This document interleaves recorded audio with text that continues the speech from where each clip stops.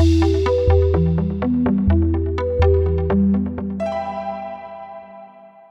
welcome to the Energizing America podcast. Excited to sit down today and talk to Cal, representative from what district is that, by the way?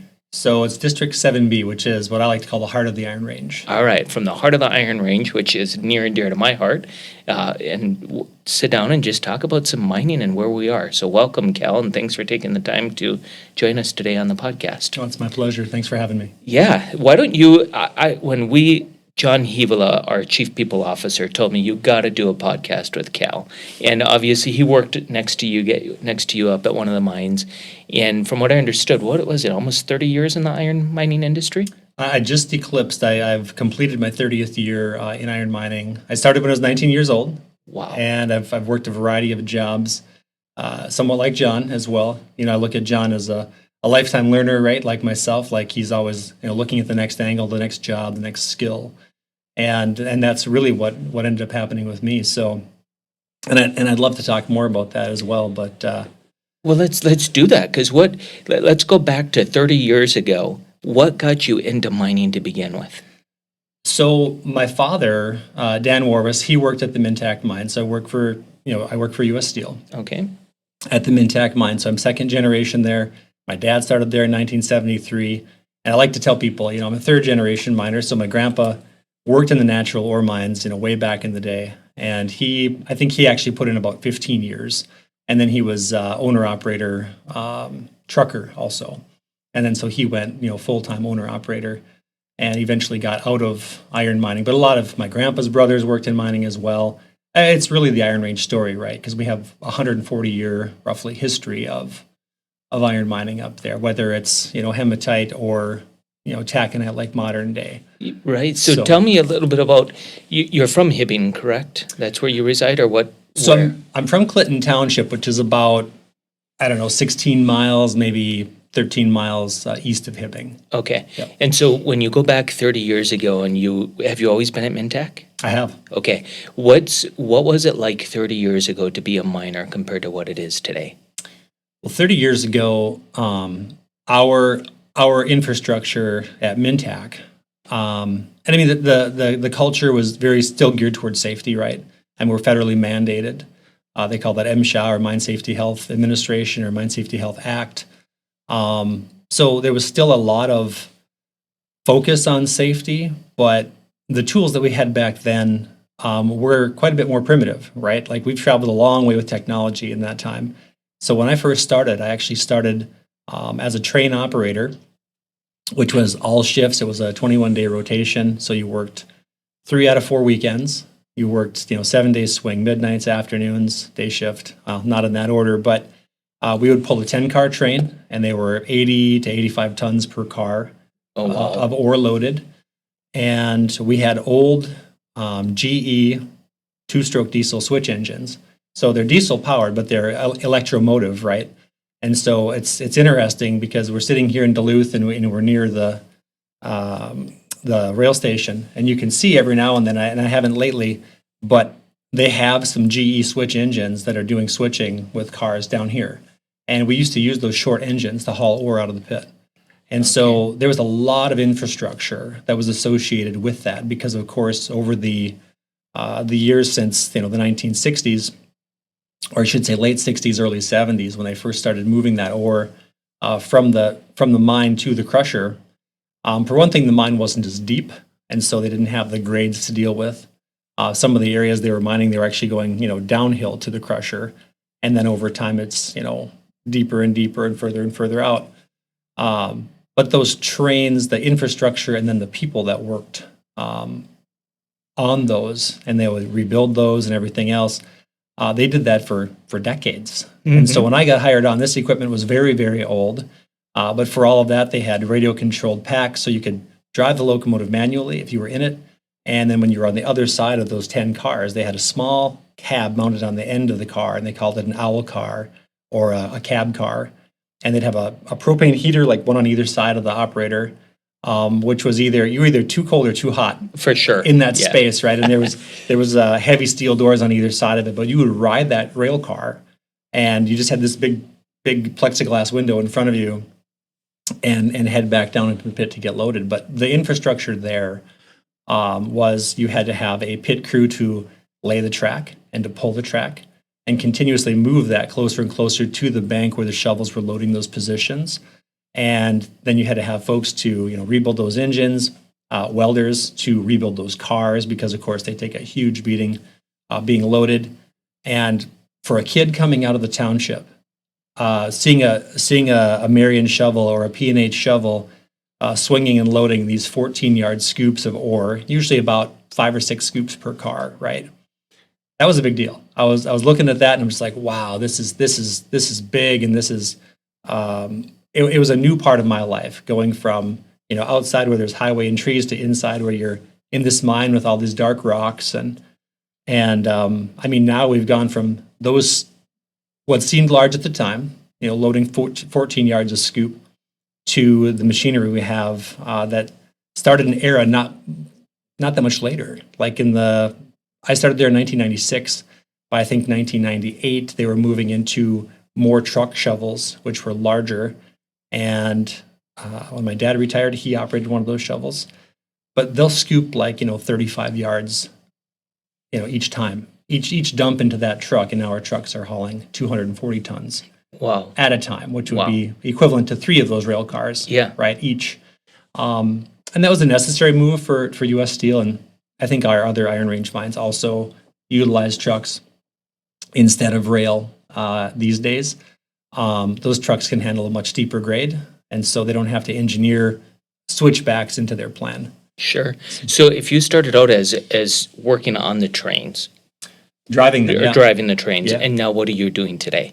So today I am a welder fabricator, and that was a job that John also had before he left U.S. Steel for greener pastures, obviously, whatever this is.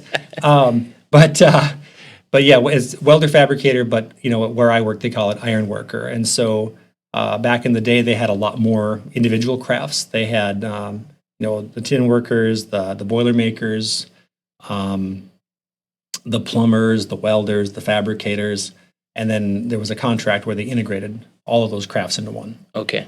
And so, they concoct a test where you do a variety of things and usually end up more or less in one place.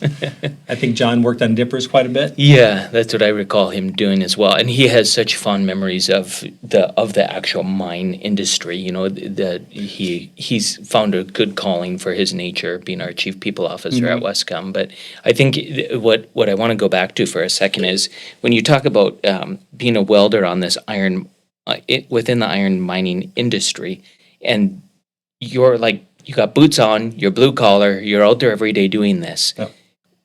It's just part of who you are, and it's part of who the Iron Range is. You're not even unique in that.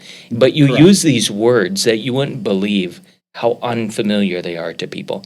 My wife, her uncle was a shovel operator in one of the mines, and I remember being in a living room with him one time when he told somebody that he's a shovel operator. And they're like, a shovel operator? Because they were much like myself who grew up in Duluth, and you're picturing a number 2 shovel that you jump on and you're like scooping out, you're shoveling in a garden. Yeah. No, folks, these shovels are massive. They're huge. Yep. And it's kind of like a badge of honor to be a shovel operator. Is it not? It is. It's like the most senior members typically that are getting those jobs. So where I work, that's a line of progression job, right? And so, I started out on trains, and then they were starting to phase out those trains pretty early on in my career. And so there was a time when I moved into a labor position doing the rail support, and then I was able to get a job posting for mine equipment operator, or like we call, at Mintac, MEO.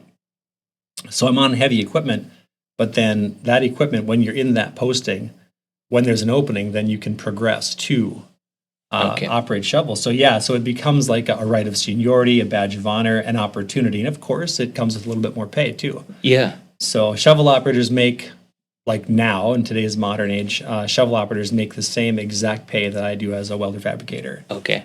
Awesome. So when you think about this is where I'm just fascinated. You're an Iron Ranger.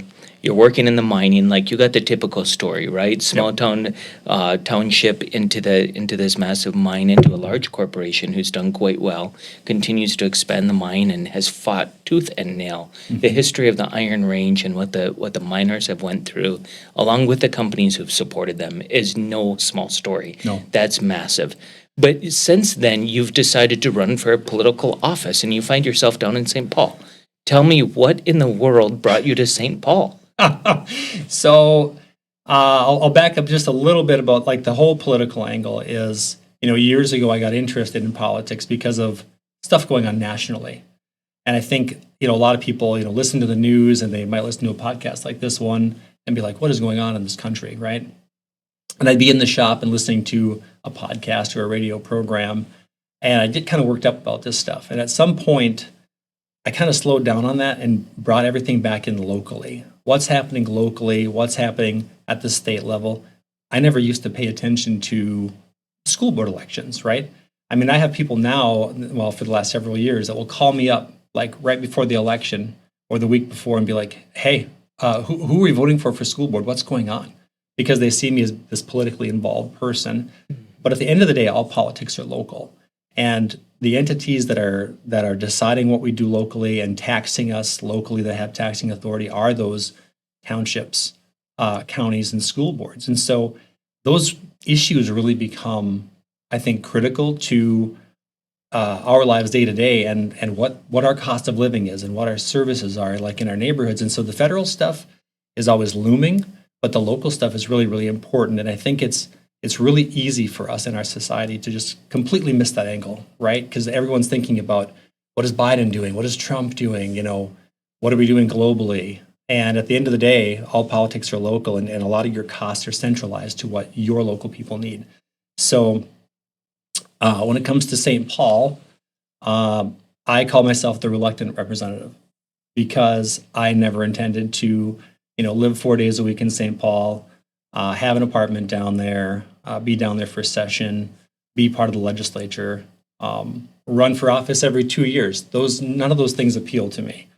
But the trifecta, the DFL trifecta, was really what launched me into that. I had some disagreements with my representative during the trifecta, and a lot of us felt like there needed to be some change.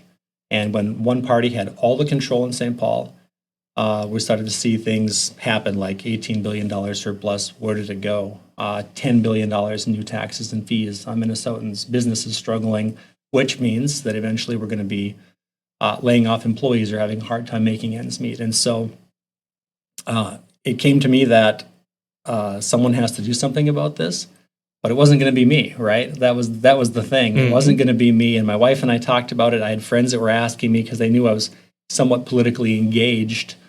I had a bit of a following online, I will tell you that, because of my pro-mining stances, right? As a career miner, which it's kind of funny to talk about being a career miner, right? Because for years I would say, well, this is just a job. It's not really a career. Well, it's not true. It really has been a career. It still is a career. I still work there.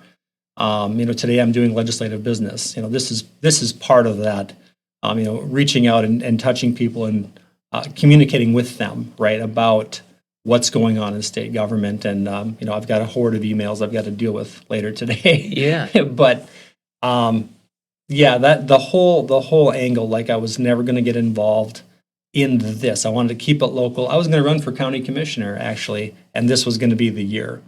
But nobody had a path. It didn't seem like anybody else had a path to breaking the trifecta and actually flipping our district from Democrat to Republican. And not to get too much into the actual politics of it, but just the idea that one party had all the levers and they could do whatever they wanted, and they did. And so basically the last 2 years in a tie government, a historic tie government, my district was part of making sure that we actually did break the trifecta and actually trying to hold the line on new taxes and spending and things like that. Which I think, one also cool part about it is, whatever party line you're in, we oftentimes forget that there's a lot of commonalities amongst us. There is. And when you go up to the Iron Range, There's a lot of Democrats and there's a lot of hidden Republicans too. Oh, yeah. But regardless of what they are, they all share the love of mining. Yes. Because the place wouldn't exist without it. That's correct. It flat would not exist. And so if you can find somebody who has the experience of being a miner that can go represent those miners, party lines tend to start to fade. And that's really important for progress. And whether progress is less taxes, more carefulness, more conservatism, or whether it's the reverse, it doesn't matter. But when party lines get faded, progress happens. And that progress should be driven by those local communities who are affected. We do, you're right, I fall into the trap, get involved in national politics, and then meanwhile, my local township is like, yeah, we'd love to have somebody represent. Like, could somebody please even run for town board? You can't get anyone to other than a retired 65-year-old gal or man, and bless their heart, we would be lost without those folks. Oh, yeah. Because anyone who does public service, you quickly realize there is nothing cool about it. It is a time-consuming, Yeah. non-profitable, mentally exhausting adventure, to say the least. It is, and I think that, a lot of folks, and like you say, like in my township, some of the people in our neighborhood didn't even know there was a board, right? And I mean, there's probably, I'm going to get this wrong for your listening audience, but I think there's like 1,700. I think there's like 1,750 or 1,800 townships in Minnesota. Yeah, and most of them are represented by a 3 to 5 member board. I think most of them are 3. Some people that become township supervisors they get a call. By the way, you won this election. They didn't even know they're on the ballot. No, they got wrote in because half someone the time. they write them in, right? And so actually part of my story, strangely, is that I was a township supervisor as well. I don't know if I told you that, but I was on the Clinton Township board for about 4.5 years. And basically I talked to my wife and I was like, I want to see what this is. I want to see how government works at the local level or how it doesn't work. And so I decided to run, and I had a friend tell me that, well, this guy that you're running against, like, he's really well known in the community. He's like been on the fire department for 30 years. So apparently I made history by door knocking like every house in the township. So it didn't matter, like Democrat, Republican, like I had no stats. Right. I met a lot of really great people. I discovered that there's, I think, as many dogs as there are people in our township. People love their dogs. I would keep track, like, here's how many people I met today. Here's how many dogs. Here's how many, I saw some chickens, like one time I drove into a driveway and there was, 3 horses feeding at a feeder. And then there was a 4th horse laying on its side dead with its legs out. It's a wintertime election. It's a March election. So you see weird stuff, right, when you're out door knocking. And so that's a random memory for your listening audience. But I did serve on that township board for about 4.5 years. And it was a great experience because you get to know people on this level, right? You talk to them about what's local and what matters to them. Before I came in here today, I was on the phone talking to my senator, and we were talking about townships and what we're going to do for them locally at the end of this session. So the townships and the people in them really matter, and so that's important to me. And it's one of those roots things. Like, I came from a township, I came back to a township. Well, that township, I guess I've always lived in one, right? Because I think I lived in Clinton, I've lived in Biwabic Township, and I've lived in Colvin Township. Okay. But then I came back to Clinton Township. So right back where I started, Full about circle. 4 miles from where I was raised. That's awesome. And but yeah, it becomes about people. Like you meet people, you learn about them, you learn about what matters to them, and it's true what you're saying about the commonality of mining, because mining becomes much more controversial the farther south you go in this state. But the people up north recognize it's not just part of our heritage, but it supports so many things downstream. I've said many times that domestic mining, iron mining, supports like 11 million jobs downstream. And I can't quantify that. I don't know where the stat was that I saw, but I've latched onto it. But it is rather important because there is no domestic steel industry, virgin steel industry, iron industry, without Iron Range mining. And there's frankly no country without Iron Range mining. That's 100% right. My opinion in it. But we have to have raw product to get finished product. Correct. And so many times, just like national politics, we go to the end we go to the top, which is national politics, and we spend all of our time there. Yeah. But there is no national politics without local politics. There is no iPhone without mining. There is no computers, there is no cars, there is no, and sure, the different mining elements change and, technology continues to evolve, and how we get those raw ingredients and what exactly those raw ingredients are changes. Right. But it's the same exact concept there, that we can talk all day long about global warming and all these really important, cool, cute topics. But at the end of the day, if we're not talking about like what literally, where do you source your product from, and how is that entity or those individuals, what are they like and how are they dealing with it, you're not going to get the end result corrected. You got to go to the source. And when I go to the source of the iron mining and see the technologies that they've put into place and how much these companies truly regulatory have to abide by, and how good we do it, especially compared to other countries. Yep. And so we're not, as Americans, this is an uncomfortable topic. Nobody wants to admit this. We are not willing to reduce what we have. It's a no-go. We're not willing to say, "Oh, I'm not gonna have a family car anymore. I'm not gonna ever get on an airplane. I'm not gonna have an iPhone. Sure, every now and then you'll find somebody who's willing to live out in the woods of Ely on a generator and a solar-powered battery system, right? Like every now and then. Even those people typically want a backup generator, by the way, because it gets cold up north. But every now and then we'll find those people. Yes. That's not the norm. No. So we got to talk about how can we best get those raw product to get the finished product that we've all relied on, no matter what that finished product is. When you think about your time now in St. Paul, it's been 2 years. Am I getting that right? This is the end of the first 2 years. Yeah. Okay. And so how impactful has that mining experience? You said at some point that mining job turned into a mining career. I want to go back to that too. Like, I'd love to hear more about what caused that. Was it just the time of year, the amount of time that all of a sudden it's like, oh, whoops, I just had a career and I didn't even realize it?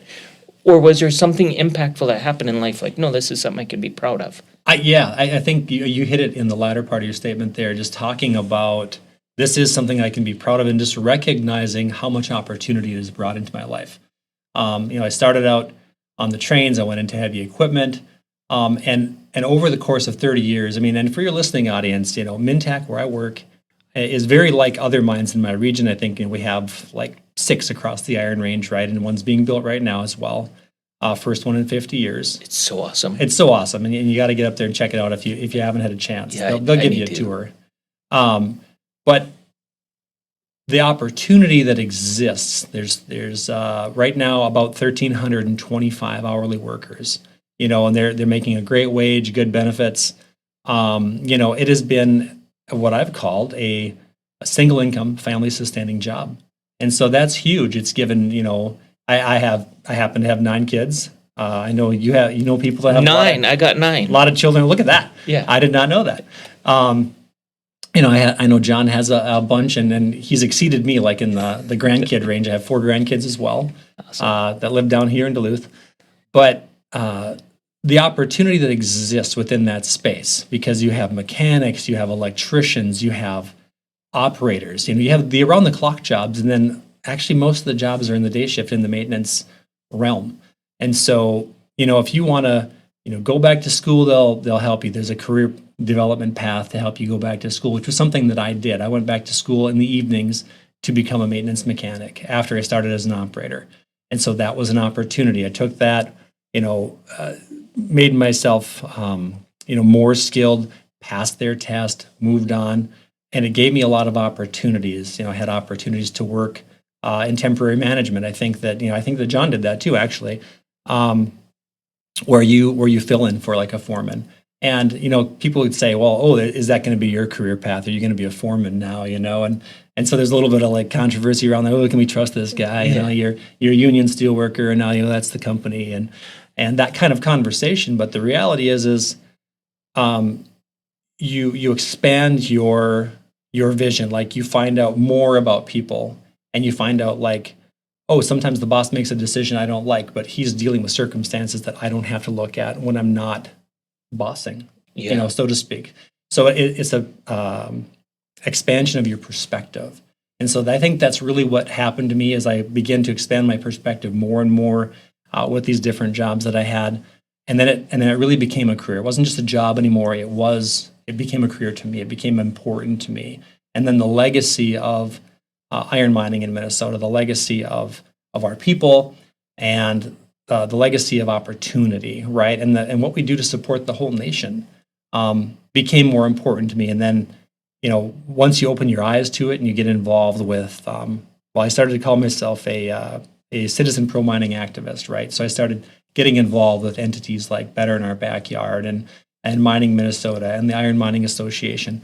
And the folks in all of those groups are doing really great work to educate people and connect folks like yourself and other trade groups to say, what do we have here?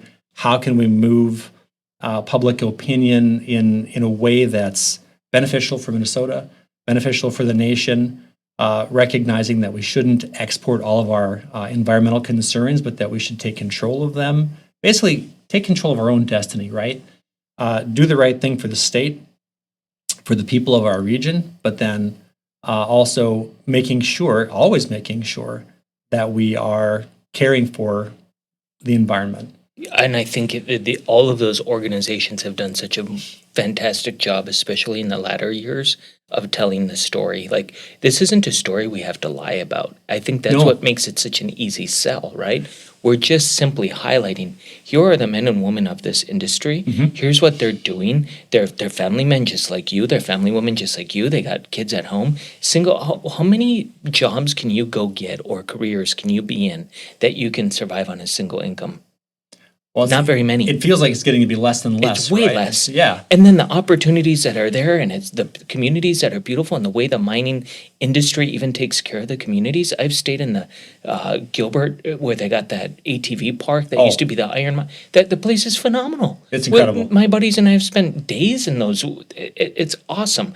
The campgrounds, the Giants Ridge wouldn't exist without the mining. All those bike trails that they have, the Vermilion Trail, it is a beautiful place to live and raise a family. It is. And can I just say, too, like you talked about the OHV park in Gilbert. And I mean, and as a guy that has lived in the neighborhood, I've got an ATV, but it mostly stays on my property. I haven't really spent a lot of time up there. Well, actually, I never spent time up there until I was elected. And a member of an OHV group was like, hey, we'd really like to get you out there. Our group is having a day out, or we're having a weekend, and we're having a feed and all this kind of stuff. The guy's name is Jeff Salmus, and he's just a super great guy. And so I went with them. I brought some of my kids. My son Dietrich is here with me today, watching us do this podcast. And Dietrich and Frida and my son Thorin came along, and they had several of these folks with their Jeeps, and they had built them to go off road. And I was like, I'm a little bit embarrassed because I've never actually spent any time in this park. And I know people that spent time there before it was a park, right? And they're like, what's the state of Minnesota? It took over our stuff, Yeah. But the marketing for it is great. What these clubs have done is really incredible. And spending time with those people, they have told me it's like either the best or one of the best parks, like in the Midwest, where they go. It's a destination. It's just incredible to me. And last summer, they invited me back, and they said, hey, we're having our annual feed. Like, they have a big fundraiser, and they're supporting people with MS. And I drove into Gilbert, Minnesota, and I mean, you could get just this feeling like, okay, this is incredible what these people are doing. The street was just lined with Jeeps. I'm not going to say as far as the eye could see, because I could see at the end of the street. There was vehicles everywhere around the old arena at the bottom of town there. And they had the place just packed. And these people are coming from all over Minnesota, probably Wisconsin, other states, because this is another one of those communities, right? Where this group of people likes to hang out. They like to share their stories and go off-roading together. And it's just incredible the way that they formed this partnership, and they have this love of this place that basically exists because we had to move this ore out of the way to get to what we wanted. And we've got this landscape that they love to spend time on it. And it's very expansive. And then they, in turn, bring a tourism aspect into our neighborhood, and then also supporting people with this disability, this disease, right? And it's incredible. It's very heartwarming to me to show up in my own community and see all the outside folks supporting our region as well. So tourism has been a huge aspect of that. I mean, Redhead Mountain Bike Park, same thing. Yeah, and if people haven't been up there to check these places out, they need to. They do. And I think that's just right there how you married that right back to like there's an end result, the MS Foundation getting some additional funds from Oh. this. That is exactly why this is such an easy topic for us to share. There is no line. It's just really that basic, folks. That there are folks out there working their tails off, getting this iron ore out of the ground. There's economics that go with that, and those economics are shared in these communities, and they're vibrant, and they got great people in them that are turning around and paying it back. Even the schools up there was just the latest one, Rock Ridge, that opened up in the last couple of years. Beautiful school that was built. These are like real people with real communities. So when we're sitting in New York or down in Texas or over on the West Coast or wherever we are, and we're thinking about all this negativity that's talked about, we're not getting the whole story. And you need to get online and you need to go read Better in Our Backyard and the Iron Mining Association and follow Pete Stauber's work in the federal government. There's so much good stuff that's coming out of that iron range that just isn't getting told. But now tell me, when you're down in St. Paul over the last couple of years, do you believe that your experience with your boots on has made a difference I do. in that policy making? I do. And part of it is just people recognizing that there's something different about this part of Minnesota. Like there's 134 members of the Minnesota House, right? So each one of us as representatives has approximately 42,500, 43,000 constituents.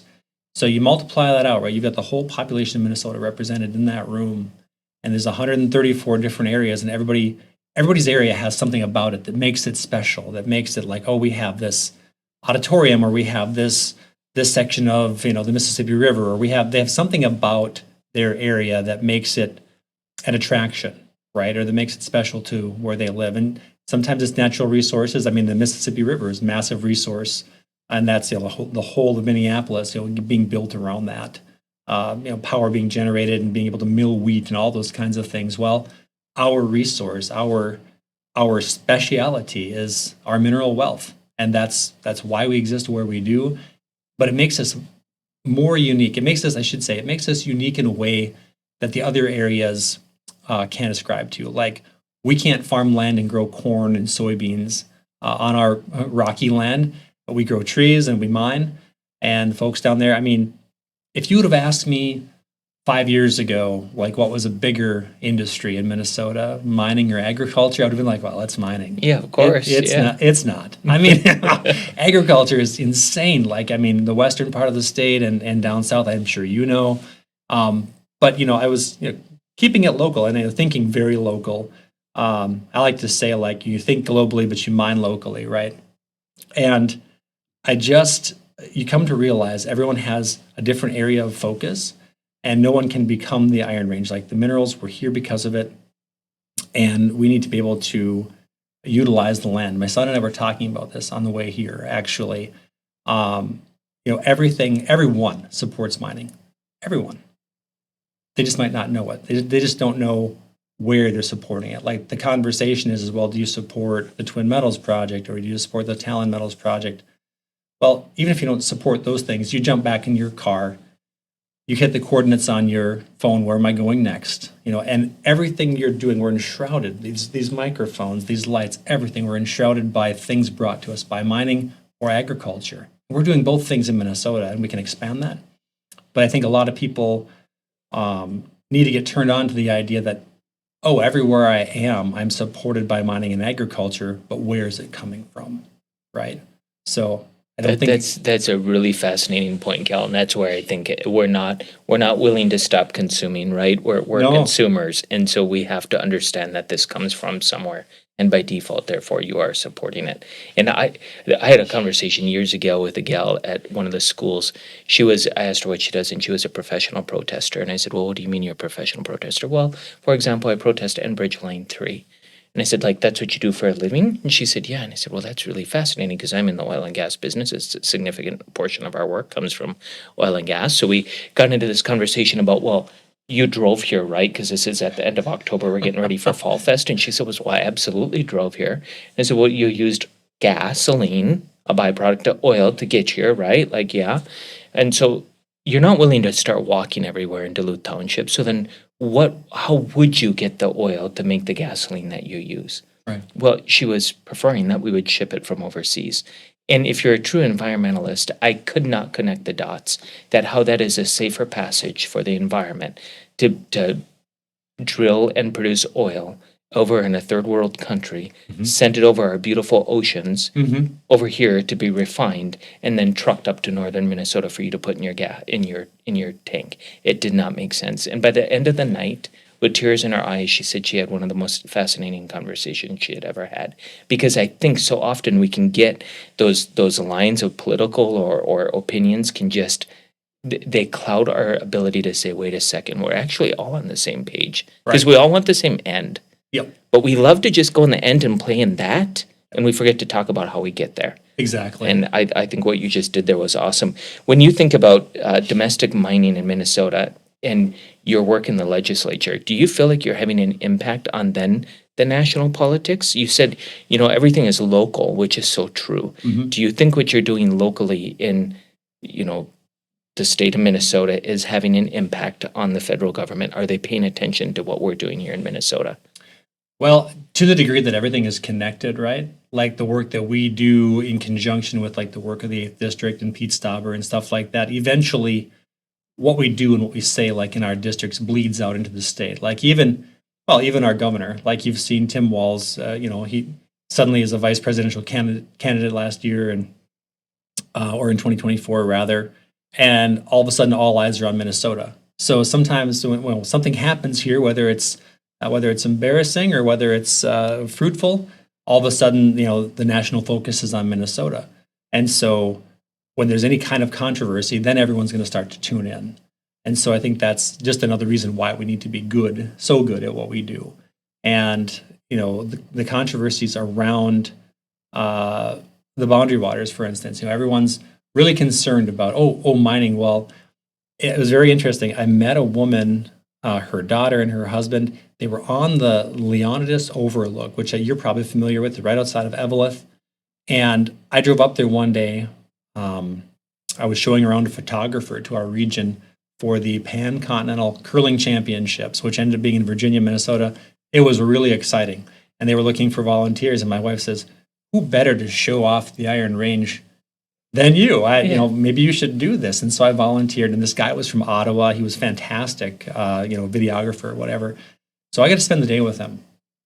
We get up onto Leonidas Overlook and we stop to take a picture of the scenery, and it is beautiful. So we're way up there. It's a man-made mountain, right? And this woman is from the Twin Cities metro area. It's from somewhere in Minneapolis. And we started to talk, and she's like, do you know where we can find Leonidas? Do you know where we can find that? And I was like, well, actually, it's right there. Like you can see it from here. Like we're there, And she thought that it was a place that didn't exist anymore. What they were looking for, they were on a school project. Her daughter was in college and writing a paper about old mining locations. And so they wanted to go to these locations, which some, of course, are within the confines of, leased land and mined property and things like that. And so Leonidas, as we say locally, or Leonidas, was one of those places. And so we started talking, and I told her, well, actually, I'm a career miner, and this is super random, but I happen to be the state rep for this region. And she was like, well, you work for a mining company, like not the one of those, I said, well, I work in iron mining. I've been doing this for about 30 years. And she's like, oh, you work for one of the good ones. And so there's this perception that, iron mining, good or better, and precious metals mining, bad, dangerous, and it cuts back to consumerism, consumption, whatever. Like we're not going to stop using and buying these things. We're just willing to export our environmental impacts and not want to think about, are we living responsibly? Are we also producing responsibly? And so we had a very fascinating conversation about these things. And she was like, well, how could you support? I said, well, no, I don't work in that industry as such, not that part of it, but I support it. And she was like, well, why would you support it? And I was like, well, let's think about this. Let's think about your car right there. They had a Mazda SUV. I said, what is that, about a 2016, something like that? I was close. And they said, yeah. And I said, okay, so the Model T, when we built the Model T, we used very different technology than we do with today's modern vehicles, right? Even down to the environmental impacts, right? What are we watching, how we're making things, and where we're putting the waste, and how we're recycling those products, and making sure that, the water that comes into the plant goes out of the plant clean, all that stuff. All of these things, like we mine in the same way, very differently than we did 100 years ago. Like, people are awake to the idea that we need to be environmentally responsible, careful. Same thing's true in the auto industry. And I think, hopefully it helped the light bulb to come on a little bit, because you get in your car and you drive away and you might think, well, I guess this is a different kind of vehicle than we would have made 100 years ago. The technology has changed. Our attitude toward production of goods and services has changed. So those conversations, I think, we'll hear this at all the trade groups that we attend, is that you have to keep having those conversations, and you chip away. You meet complete strangers and talk about this issue. Yeah. And I have so many times. Well, and I think you said even for yourself, when you hear about agriculture, you lean into it and you learn, well, that's actually a really important part of our state. It is. I probably have to support some of those things that cross my desk, even though I have these other priorities that are around mining. But you're certainly not going to get other folks to see the mining story if you're not willing to listen to their story. And that's where these political lines sometimes just get so fierce that we forget that we're all actually on the same page. We are, and I think what it cuts back to just basic humanity, right? Like, and it was a really great thing. I feel blessed. There's an entity called Citizens League, and they operate out of the metro area. And they came to me during last year during the session, and they said, we're going to put together this thing, and we're calling it the Legislative Exchange Program. And think of like foreign exchange, right? Only I would pair with a DFL legislator. Happens to be DFL because they're more so metro, suburbia. Rural Minnesota or outstate Minnesota is run by Republicans now, right? And it's kind of flipped over the years. Well, it has. And they said, would you want to be part of this program? And I was like, absolutely. If I did it, I would showcase active mining. I would showcase proposed mining, and I would showcase reclaimed mining. And so they were like, that's amazing. We would love that. Who do you think you would choose from the other side of the aisle? And there's several freshmen that came in my freshman class. I think we had 14 Republicans, 3 of us that had flipped districts, turned seats red. And I think they had 7 new DFLers. And so I was like, if you want a woman, a minority woman, like, here's a couple I've met, I've had, dinner with them. They came in with me, Hulda Momanyi Hiltsley, who's actually the first Kenyan-born state representative in the country. Oh, wow. Yeah, she's a very, very warm, very friendly person. And I was like, and she's easy to be friends with. You could meet her right now, I guarantee you'd be hugging goodbye. Like, she's very, very nice. She even talked about, like, hey, would you want to go to Africa sometime? Like, are you interested? Well, of course, Yeah. I love travel, don't do enough of it. And then Representative Anam Mahmoud, who represents South Minneapolis, ended up being the candidate that I collaborated with. And then I had another guy, Representative David Gottfried. I said, well, he's on the Environment Committee with me, so selfishly, I would love to get him up to the Iron Range and show him what we're doing, to give him more perspective. And he's from the Shoreview area, suburbia. Anyway, their choice was to get Rep. Mahmoud. We had 2 days on the Iron Range in September, and it was absolutely incredible. They made it very family friendly. She brought her brother, Dean. We traveled around. We went to Giants Ridge, talked about tourism. We went to Mintac and got her up on a haul truck. It's all online. You can find it on my rep page, but also Citizens League promoted it. Even U.S. Steel promoted it and said, we had these representatives up here. We're very grateful to show them around. They rolled out the red carpet for us. And it was really neat because obviously I work there as well, but then I come in my other capacity and say, this is Minnesota mining. And so Anam, Rep. Mahmoud, got up into a truck, and she got to look out that window and just be wowed by this $6 million vehicle that had never hauled a load of ore yet. It was brand new. So that was a pretty incredible opportunity. She got to see some of that equipment, look down into that pit, which is now, in the scope of Minnesota, it's not very big, but that pit overall is about 9 miles long, right, from the east to west. And it's 2 separate pits in the road that goes in between. But we did that. We went to the New Range Copper Nickel site and talked to them, and she got to look around the old LTV mine site and get told things like, this is how many batteries we'll be able to produce for electric cars from the minerals that are here, and there's 100 years of mining, and here's our commitment to the environment and things like that.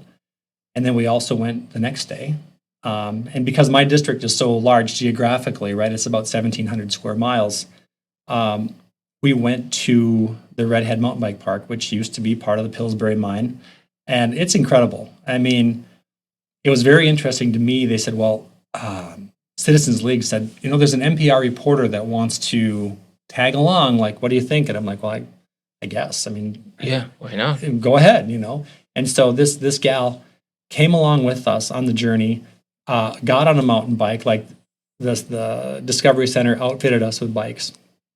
And we went on this journey. They had a photographer from NPR. They had this reporter. We all went out on bikes. Thankfully, no one got hurt. It was some folks first timers, right? But we had a really, really great experience, and it really brought home to them like, oh, we're out in nature. We've reclaimed this area. We're using it. It's a destination now. I think they get over 20,000 visitors a year. Wow. It's incredible. Chisholm, Minnesota. So for the listening audience, get to the Redhead Mountain Bike Park coming up. But we did that, and then NPR published a story, and I just want to tell you the headline of the story. It says something like, she's a liberal from the metro, he's a conservative from up north. They met on a bike trip. It sounds like a Hallmark. Your wife's going, hey, wait a second, Cal. My wife laughed and laughed. Yeah. She laughed and laughed. She was the one that pointed out, she said, it sounds like a Hallmark love story. Yeah. And so it would, it sounds cheesy. And we laughed about it later too, because Minnesota Public Radio, in fact, said this is our most read story. Really? Yeah, and it's because of the bipartisanship angle, and not just the angle that suddenly we agree on legislation. It's that we're human beings. We both live here, and even in an era of a fair amount of political and other violence, right? That we can hang out, we can have conversations, we can treat each other as equals and as people. And it was very interesting. Like, there is no real political angle. Like, when Anam and her brother came to visit, she jumped in my car. We drove around the Iron Range like old friends. Yeah. And one of the photographers from WDIO was like, do that again. I'm like, do what again? He's like, well, you just both walked over and got into your car to drive away. Like, he didn't expect us to, the idea that this was an assignment where we're going to hang out together and not something that we would just be like, hey, let's go. Let's just go. And, and I got to know her driving around in my old Toyota on the Iron Range, and it was a wonderful experience. And then that was September. And in December, I went to Minneapolis for a 13-hour day. I brought my wife along. And Rep Mahmoud said, we're going to, have a lot of international food and exposure to culture, because that's what they do. Her district has about 10,500 people per square mile. Oh, wow. In South Minneapolis. Oh, wow. My district has about 25 people per square mile. So I like to tell people, her district would fit inside of my district 401 times. Yeah. And I'm not a big math guy, but that's just the fact. That's huge. It's just the fact. Wow. So we spent 13 hours in Minneapolis. Some of the locations we walked from one to the other just because, because you can. Yeah. Right? And we did that, and we had a really great experience. And I mean, it's fostered a friendship between us. And so I hope, like probably she does, that this will mean something in how we can work together on things that we can agree on. Well, and I think, Gal, one thing that, as you're describing her getting in the haul trucks and going through the mines, what's racing through my head is like, not only has she seen the natural environment and the impact that it has, and the good and the bad, which good luck telling me the bad, but she's also looking into the eyes of the people. Yes. She's seen that the decisions that are made in St. Paul are impacting these people. They're normal human beings just trying to better their life. And that is huge that you just said that, because one of the things about her being there, like the folks that were there loved to meet her. She's from a very different culture, and they loved to meet her, and she enjoyed them. And so one of the things I like to say about these experiences is bringing people into our region helping them to understand like what it is that we do, but also that these are real people here, not just numbers, not just a vote, um, and helping them to learn to love our people for who they are. She met some folks at the Hockey Hall of Fame. She loved those old guys. We got her down to the Hippodrome. She sat on a Zamboni. Oh, wow. And So cool. and they thought it was so cool. And it gave them an opportunity. And I've heard from more than one person, since it's like, oh, we just really loved having her join us. And you can say a lot of things like that in politics, but the thing is that they had a really good time and they embraced our people. And that was really important. Well, thanks for doing that, Cal. I think that's great. I don't want to. Some of these podcasts are so challenging because I want to sit here for 8 hours and talk about mining because it's so near and dear to me. My wife's grandfather retired from DuPont. My wife's dad was an LTVer. Her whole family, she grew up in Bawabik. We love the Iron Range. It's near and dear to me, but even more importantly, the few hundred of us at Wescom live and breathe because of the blue collar workers and what they do and what they bring to the table. And you being in the industry for 30 years, it just that in of itself deserves a thank you and a job well done. Taking that energy and bringing it to St. Paul for those of us who either lack the courage or the time or whatever it is deserves a thank you. And the reasonableness in being willing to sit down with folks like the representative from the Twin Cities instead of getting caught up in the politics. I think this is where we can truly, I refuse to lose faith in the state of Minnesota. I've lost a lot of faith in some of the leaders of Minnesota, but I refuse to lose faith in the state of Minnesota. With people like you stepping up to the challenge, hopefully we can kind of right our ship, if you will, and we can maintain our state. So as you go forward, is the plan you're going to run again? I'm running for election right now. All right, and so this is your boots are down on the ground, and you got until what? September is primaries, or do you not have to do primaries? I don't have a primary opponent Okay. this time. I did last time. It was pretty random. We did very, very well in the primary. We had a perennial candidate that decided at the last minute to run. Okay. And so we did very well in the primary, and then we actually did very well in the general election as well. I think we almost 13% in a district that was Democrat held for 96 years. So the end result was we did very well. Hopefully we can hang on to that. People say your first reelection is the hardest one. Okay. So we'll see if that rings true. I like to tell people that back then, and by the way, thank you for those earlier comments. That was very kind. Your assessment of what we're trying to do. Sure. But I like to.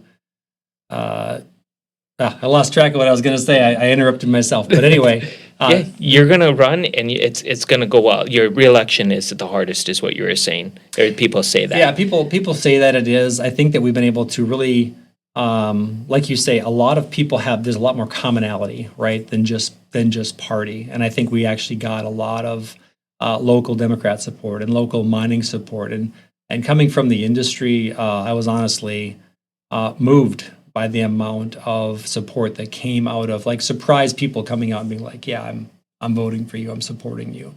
I didn't realize how much my background and the commonality and the generational work, how much that would mean to people. Sure. And it resonated with them. And so management, union, I'm a steel worker, all of those things formed together to bring a lot of support to our movement. And so, like you said, on the Iron Range, regardless of politics, generally speaking, we're united on the mining front. So Yeah. that is the backbone of our entire economy. So if there's any listeners from your district that are wondering who they should vote for, in closing, what didn't we cover that they need to know about you or about the industry or anything? Or it's just like, hey, get out and check me out on my webpage, or where do you point people? Where do I point people? My webpage is calwarwas.com. My representative Facebook page will show what I've been doing over the last couple of years. A lot of folks have come to St. Paul to have conversations about, funding streams for our schools, local bonding projects. That's huge this year.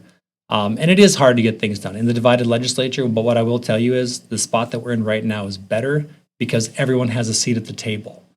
And I hate to make this overtly political, but if we go back to the trifecta after 2 years, it's going to be a revenge tour for some of the folks because their agenda has been put on hold for 2 years. And that includes, for some, I don't know if it's a select few, but for a lot of people that are concerned that we don't care enough, that we don't have the technology, that we're going to destroy, Minnesota. They have an agenda to stop mining in Minnesota, to stop the good work that our folks are doing, our blue collar folks are doing.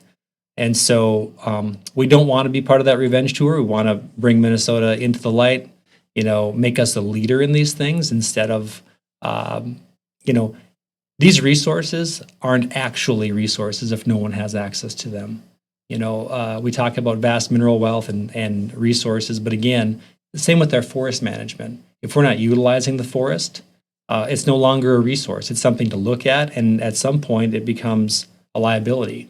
And those minerals won't become a liability if we're not harvesting them, but it's a known value, and someone at some point in history will do it. We want to be the ones to do it, and we want to do it responsibly. Well, I think with you there and working with the folks that we have representing us on a federal level, we're as close to it as we've ever been to making real progress That's very kind. in many, many years. So job well done. Thanks for taking the time to come on the podcast. I greatly appreciate it. That's been my great pleasure.